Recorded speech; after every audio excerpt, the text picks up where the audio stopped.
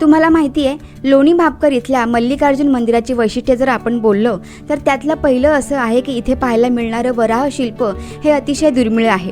भारतात फक्त आणखीन 2 ठिकाणी ही वराह शिल्प पाहायला मिळतात.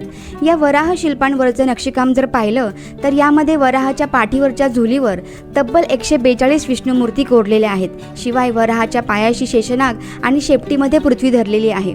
दुसरं वैशिष्ट्य म्हणजे मंदिराच्या खांबांवरच्या भारवाहकांमधला एक वाहक हा आपल्या कानावर हात ठेवून मंदिरातील गायन किंवा मंत्रोच्चार ऐकतोय असं दाखवलंय.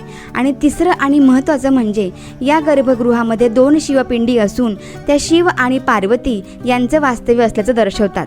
याचबरोबर या मंदिराच्या समोर एक सुंदरशी पुष्करणी आणि दत्त मंदिरही आपल्याला पाहायला मिळतं.